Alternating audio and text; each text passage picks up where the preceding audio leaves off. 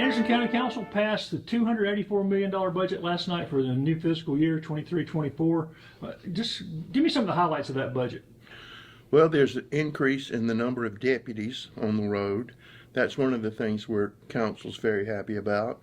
There was another person added to the Parks and Recreation Department, which was desperately and sorely needed because the number of parks we have has grown and expanded, and there's more work to be done in that area, so we did that. The Sheriff's Department got a records clerk, which they desperately needed. It's going to take a load off of several other employees.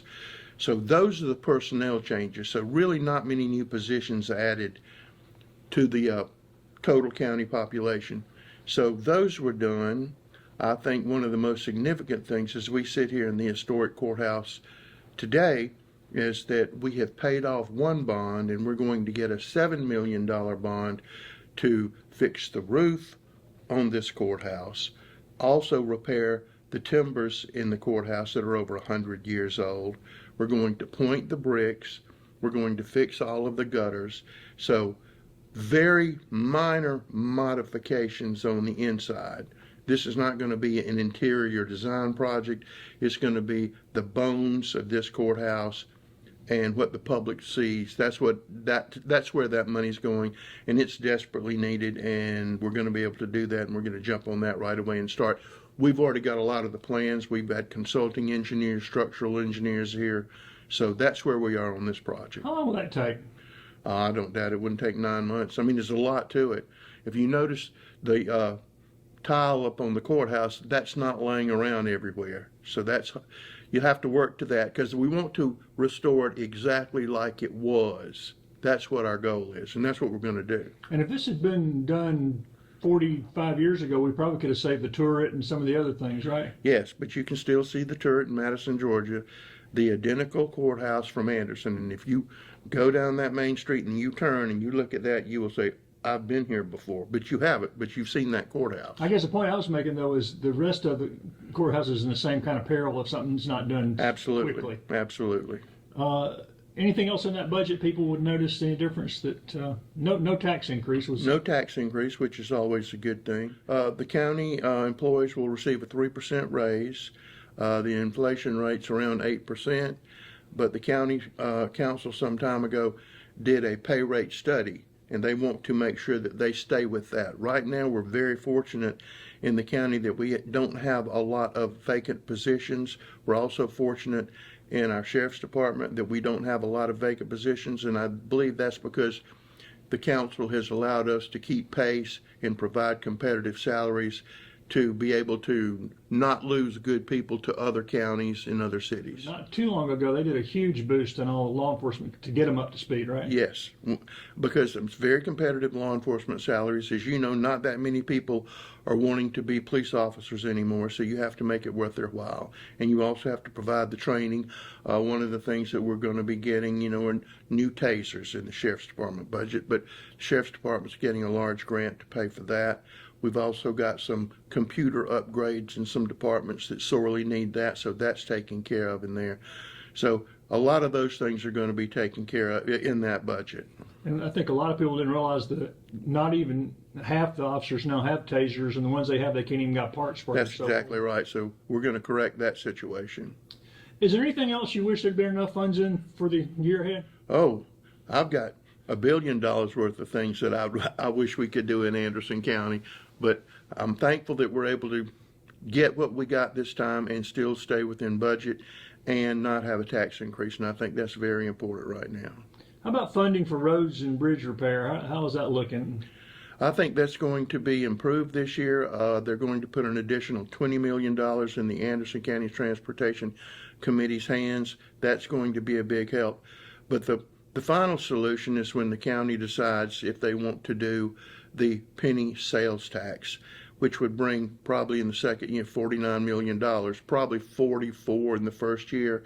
And you can put that tax on for a limited time, and then you can really take care of every road in Anderson County. As you know, we're in the process of doing a $350,000 road study right now that's going to tell us the exact condition of every road in Anderson County, 1,250 miles, as I always say, and tell us what this road needs, what this road needs, what this road needs. And so we will have a tool, and when council passes that referendum, this document will in essence be part and parcel of that. That money cannot be used to build a house. It can't be used to build a park. It can't be used to do anything but roads and bridges and safety features linked to roads and bridges. We would like to take, or council would like to take, special emphasis on roads around schools and safety priorities in that area. So that's a big part of it too. But again, that will be up to the voters. They will decide whether they want the penny sales tax. The length of time will also be on the ballot, which is still a little question right now. And then it's either yes, we want that, or no, we don't. And when you say ballot, you're talking about 2024. Absolutely. We're not talking about immediately. No. It will be no special election based on just this penny sales tax.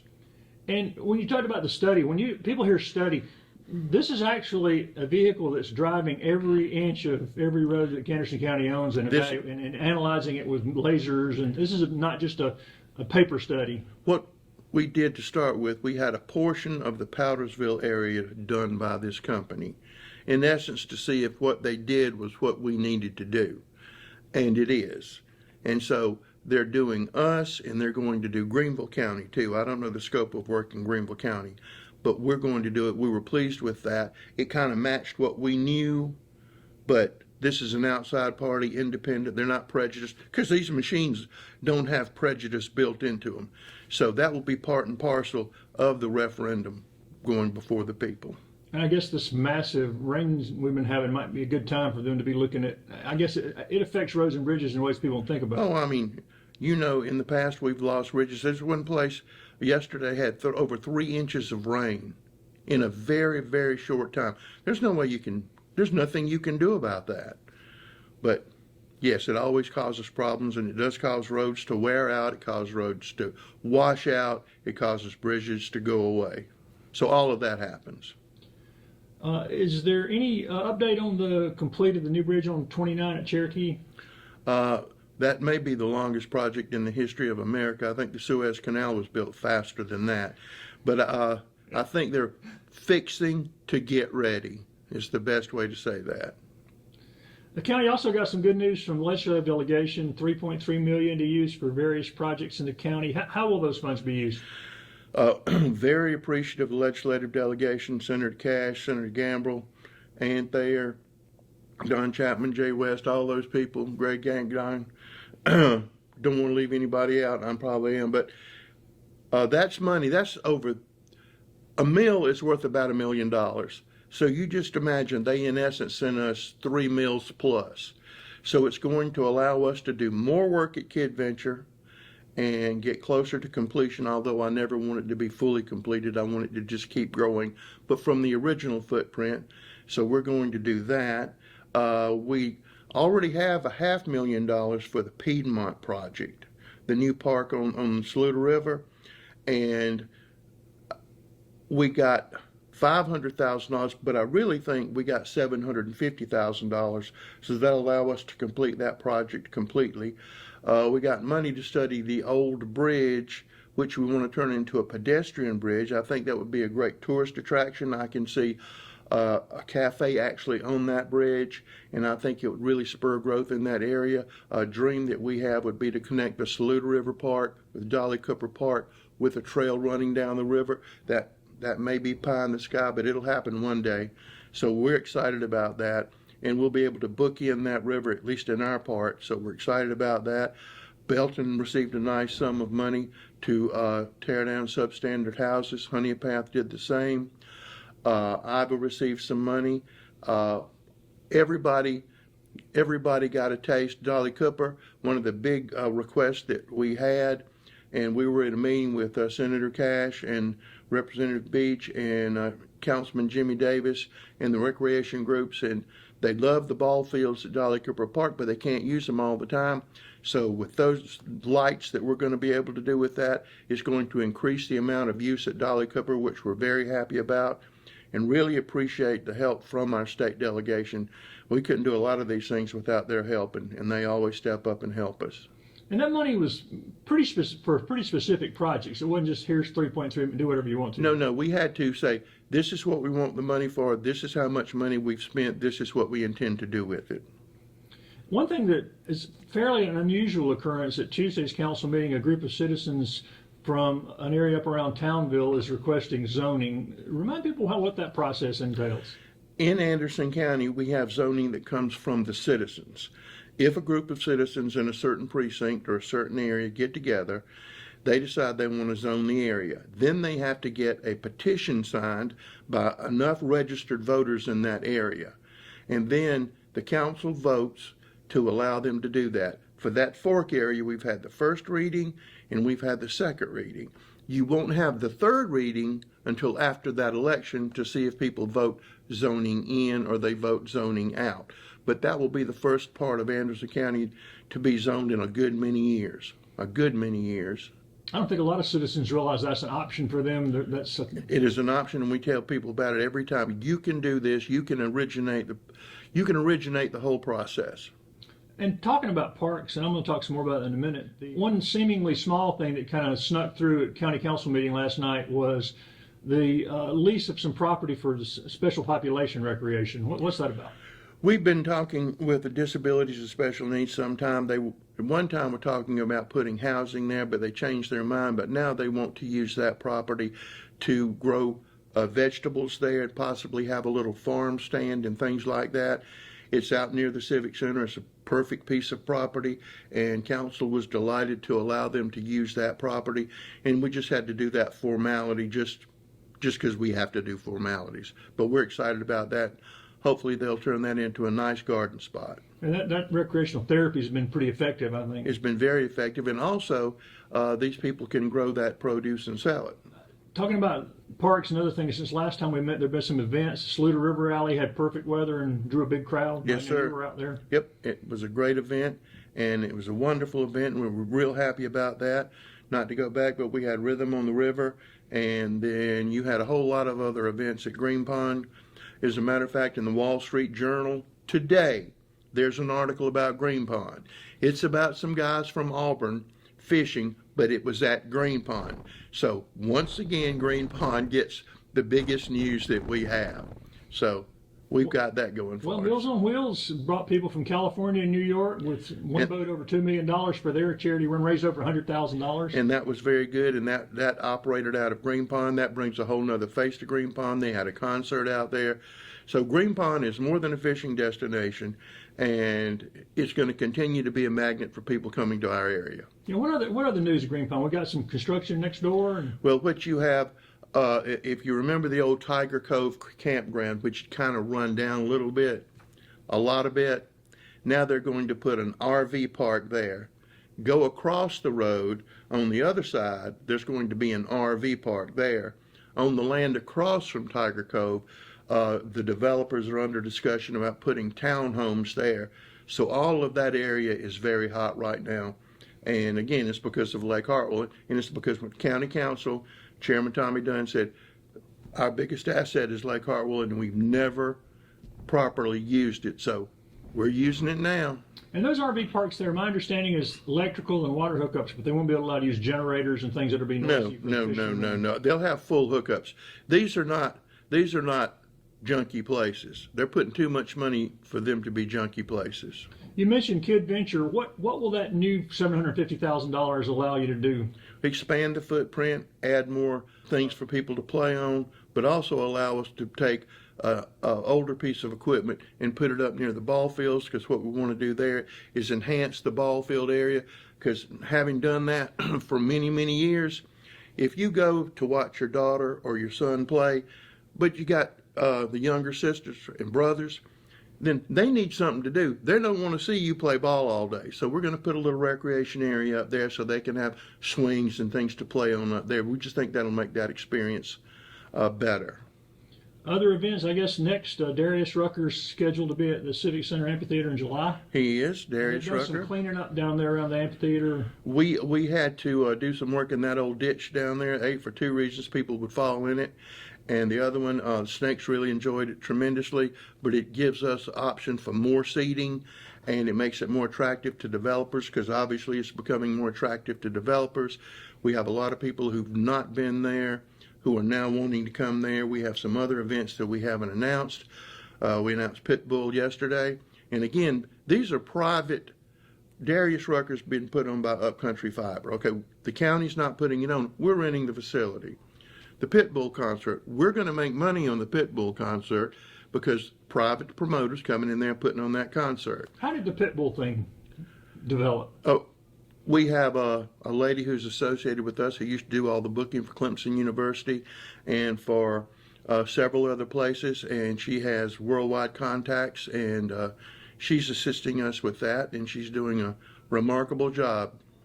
He is Mr. Worldwide. He is Mr. Worldwide. But it is the first non-country flavor, and a lot of people have been complaining about that over the years. It's something other than country music. Yeah, but we actually hear that people want other things, and so we're trying to book other things, but it's only possible now because we have that new stage, not the stage that was going to fall on your head and kill you while you were singing.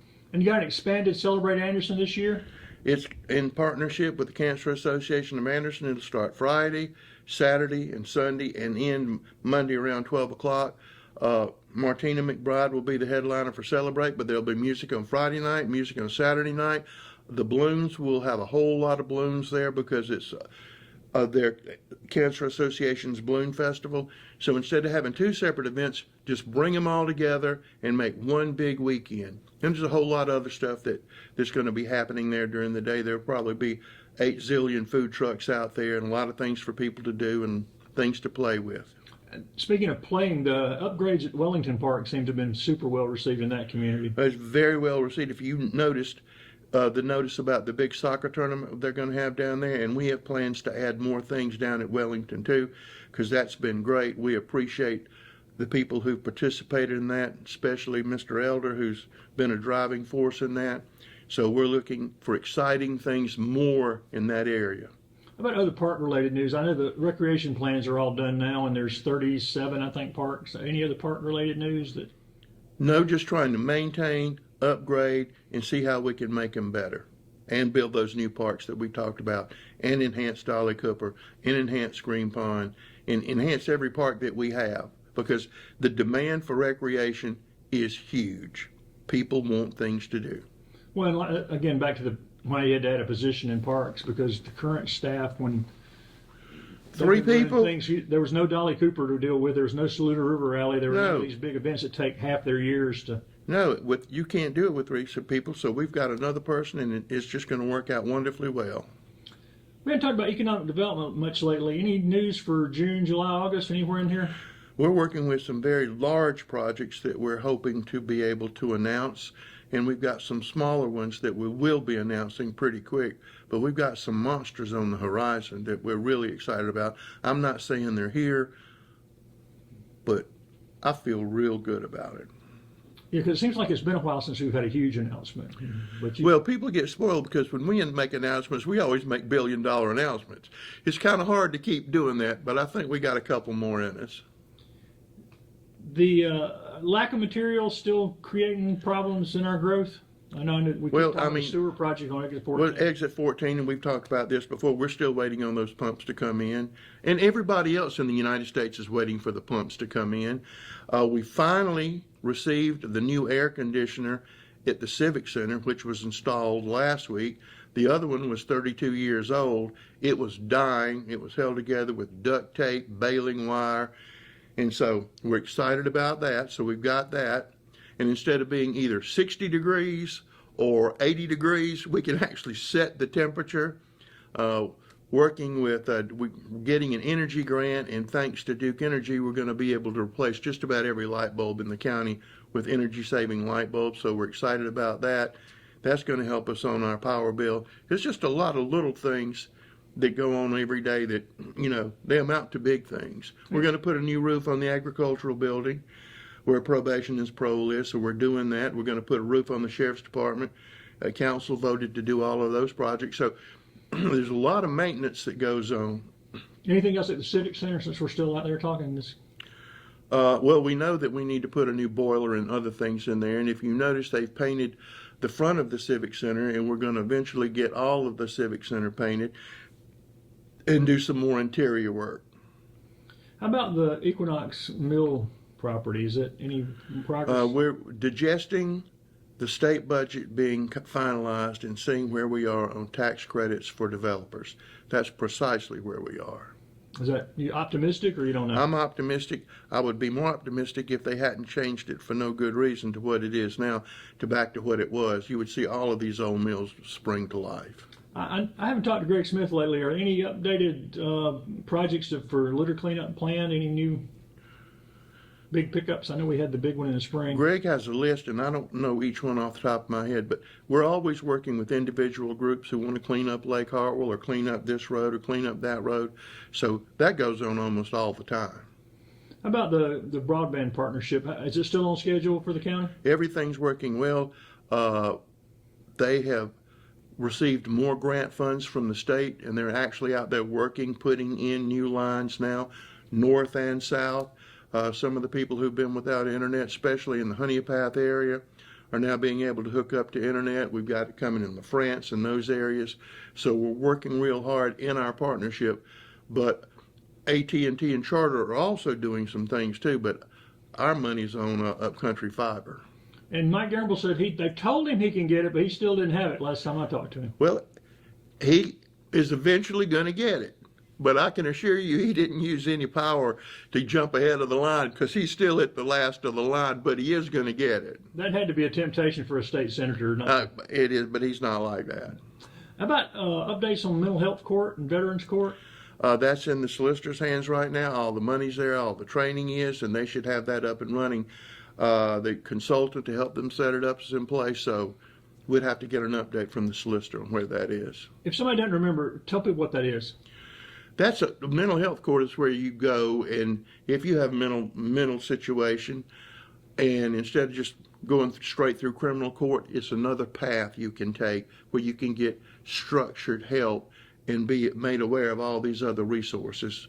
And hopefully after that gets done, we tack on the veterans court, and then we've done that, and that needs to be done. And it's kind of based on the drug court model, which has been pretty Absolutely. successful over Yes. the last few years Yes. here, right? Yep. Same thing. So people can go through that, had addiction problems and not go to jail, but work Yep. through a program. Pretty Yep. strict program. Yeah, very strict program. Well, summer also brings the farmers market. Just open with the fresh produce and other stuff. I don't think there's any summer tomatoes yet, but any news from the market this year? A market's been blowing up, doing better than it ever has, but it gets better every year because of Sharon Nicometto. And she's expanded it. You know, we opened up early this year for crafts, and now we're getting vegetables, and then she'll continue it when she'll do her holiday market. But I'm thinking there might be some tomatoes this Saturday. I'm thinking, I don't know, but I'll go down and find out. Well, crowds have been good. Crowds have been great. We really need more space. Got your very own Steve Newton providing music. Live Steve Newton, yes, he's been there on occasion to sing, so that's been good. As we talk, we are 149 days from the unofficial lighting of the Anderson Christmas tree. When are you going to give me the exact height of this new tree? If the certain person wasn't on vacation, I could do it today, but next So in week. July, we'll let people know. Yeah, we'll let them know.